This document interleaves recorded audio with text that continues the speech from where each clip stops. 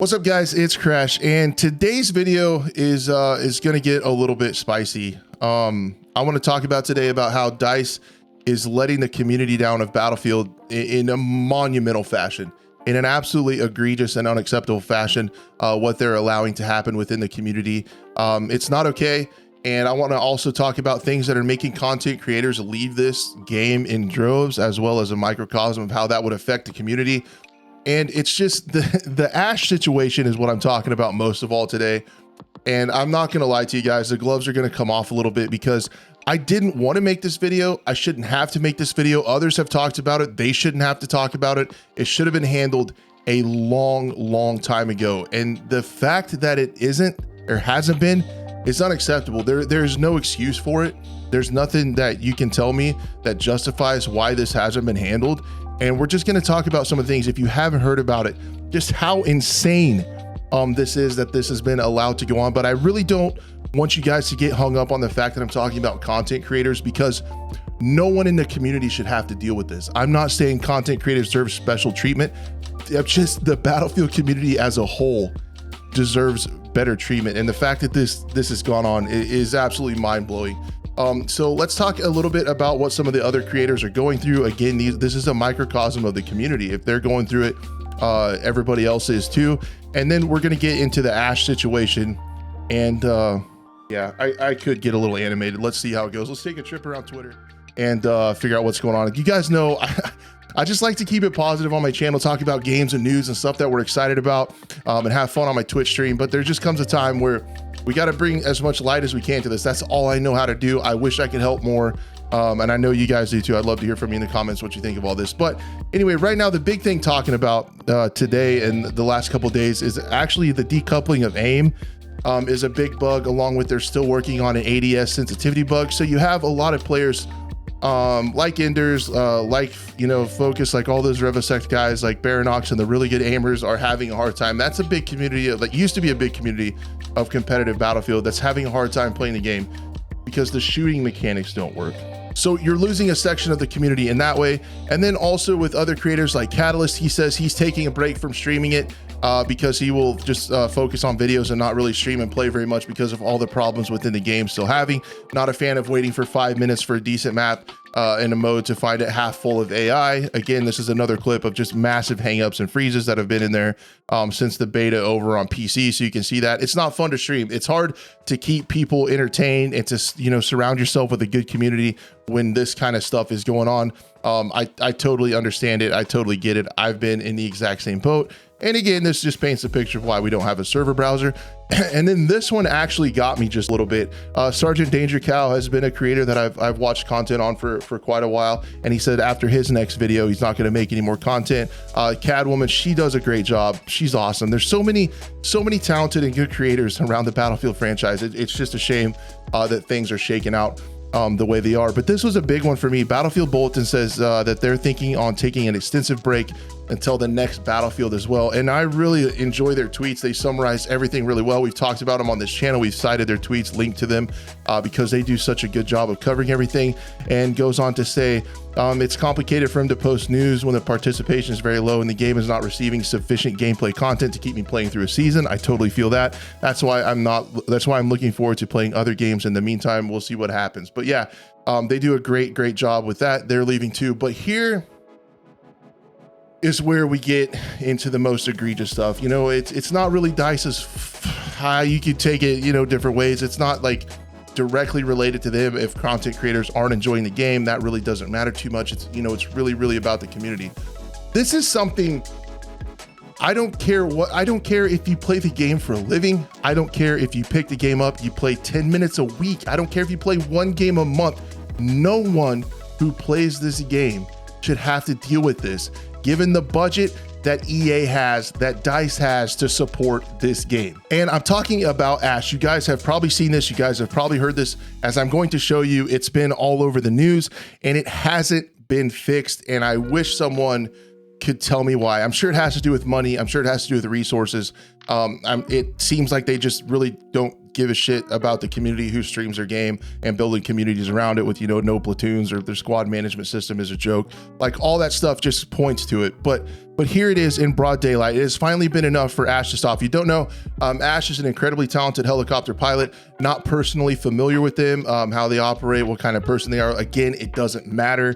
Nobody should have to deal with stuff like this. It's actually insane. And please give me just a second to let me explain just how deep this goes. But as of today, finally tweeted he thinks his days of streaming 2042 to a live audience is coming to an end. The systems in Battlefield to counter harassment and stalking have failed me. It's a real shame because I actually enjoyed 2042. So you have one of the most talented helicopter pilots who can showcase your game. People will watch him, want to try the game out, want to check it out, potentially bring new people in, and they get zero support. And let me tell you just how bad this gets. So Coach Critical today tweeted about the actual part of the TOS of the terms of service, the user agreement that everyone agrees to, that talks about bannable offenses where you interfere with or disrupt another player's use of an EA service. This includes disrupting the normal flow of gameplay, chat, or dialogue within an EA service. And then you cannot harass, threaten, bully, embarrass, spam, or do anything else to another player or an EA employee or representative that is unwanted, such as, and then you got all the stuff that goes on to talk about some of that stuff and how it will not be tolerated. This is even an EA issue. Like, this is even beyond DICE, but the community managers and everyone are doing nothing. This has been going on for a long time, and it got really bad. This is when a lot of people picked this up.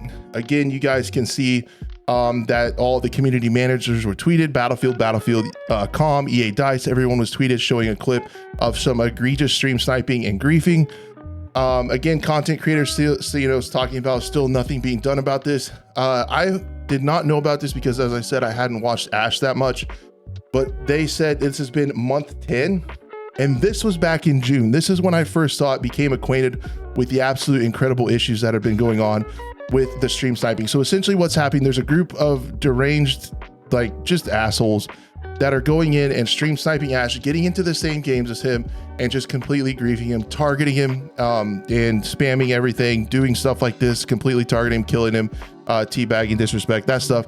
This isn't the worst part. Like, this, I mean, it's not the worst part. If this happens once in a while, it could be funny, but if you're trying to stream this, show content, record content for a YouTube video, and people keep ruining your game by stream sniping, that's where we start to have issues. But again, like I've said, I don't think anybody should have to go through this stuff. But yeah, they talk about nothing being done. This was back on June 26th, and I almost made a video about it. And like I said in the beginning, I shouldn't have to. I was like, holy cow, this is obvious.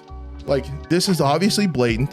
They're targeting this person. I'm sure he has catalogs and catalogs of clips showing this stuff. You can see some of the players' names on the screen. It should have been done right here. It should have got to this point, but this should have been the last straw where the guy's name is even cyberbully. They should have been made an example of. They should have showed this clip, blurred out their names, said everyone in this clip partaking in this disaster, in this kind of behavior, has been banned, IP banned, hardware banned, from all Battlefield games, not just, even all EA games, not just Battlefield 2042, all the old ones too. These problems are simple to fix. It's the exact same situation as the incredible blatant hackers in like Battlefield 5. You can go to a website, you can go to bfvhackers.com and look at all the suspect stats and see all the potential cheaters, which in my experience has been incredibly accurate when I try to find a game in Battlefield 5. You can blatantly see their names and not a single thing is done about it. I'm guessing because it doesn't make them any money. It has to be something like that. So this is the main clip where it picked up a lot of traction, and it goes even deeper. Ghost Gaming, excuse me, also made another video about this. So they're quick to ban people like Enders. You have your own opinions on Enders and stuff like that. That's fine. Whatever you want. But he was banned like really quickly and instantly. Ghost Gaming right here was removed from the creator network because of clarifying an issue with the game. Those people were removed from their respective programs and banned from the game, but something like this is just left to continue. And it gets deeper, guys. So Enders also made a video about it too. Again, we're talking a couple weeks ago. So this was in June 30th, and you guys can see kind of some of the impressions on here. 450,000 views, 8,000 views. I don't know how many he got on the tweet. 57,000 views over here. And then Jake Lucky picked it up. If you guys probably are on Twitter, you don't know, but he's like an esports journalist, talks about everything going on within gaming. 16.8 million views and talks about the story. And if you guys scroll down and watch this clip right here, this is actually incredible. I met a friend through Battlefield, and he pretty much was always like a co-pilot to me. And sadly, in January of this year, he passed to suicide. He took his own life, and that affected me pretty bad. And these guys used that as fuel to get me angry, to bait reactions. Jesus Christ, what? Yeah, and last night, one of them showed up in the stream and used that man's real life name as their gamer tag to try and bait me into raging or something. So it gets pretty deep. It's pretty crazy. So there you have it. You hear that? A friend that Ash had in Battlefield that was a co-pilot to him passed away. And these people are so sick that they used his name as their gamer tag, the deceased friend's name, to get to him. If that's not like harassment, like what is it? Where are we at? Like, and then you go on to say, Thurston asked, can't you block players? And then Ash goes on to clarify. And again, with all that, all of those views, 16.8 million views on the clip, 658,000 views on that clip where he talks about the griefing, like the psychological harassment going on right there from, you know, leveraging a deceased friend. Like, how sick are these people? You have all of that. Is there, no, okay, yeah, there's nothing from any community managers talking about how this is being looked into. There's not an example being made out of these people. Nothing like that is happening. Absolute silence from EA DICE. When you have this many impressions on such a disgusting story, it's still going on, and it just blows my mind. So then, to further discuss DICE's shortcomings, Thurston13 asks, can't you block players? Ash goes on to clarify, yes, you can block them, but that only stops them from typing to you. They can still join your match and even make it into your squad. The mute icon is blocked players. So all these people, they're all the ones that are absolutely griefing him, using all this terrible stuff, and their names are right there. Nothing is being done. And then you have DICE, who puts up this facade of caring about like how you feel, and, you know, players having fun and enjoying their game in a safe environment.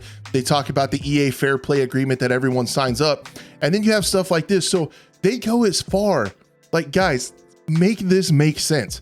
They go as far to not put a scoreboard in at launch, and then when they do, to not have kills and deaths on there because they don't want to hurt anyone's feelings. They don't want to have anybody grieved for performing poorly in the game. So they want to protect your feelings in that way. Yet they let this go on. To take it even further, when they come up with the squad management system, they don't want you to be able to lock them. They don't want you to be able to lock your squad or kick a player because it might hurt their feelings. So the squad management system is so toned down that they actually will not let you block players. So players that actually need to be kicked, actually need to be blocked, can't even be blocked because you don't want their feelings to be hurt. You don't want people that leverage a passed away's friend as mental warfare on another player. You don't want them to be able to be blocked. Like, it is so crazy to me that they allow this stuff to go on. Again, nothing is being done. It's all just going on just fine. But the squad management system, so it won't hurt people's feelings, allows shit like this to happen. Crazy to me. And you even have people like the Tactical Brit calling out, genuinely confused that this hasn't been resolved instantly. Same. There's absolutely no reason these people shouldn't be permanently banned instantly across all EA games as much as you can.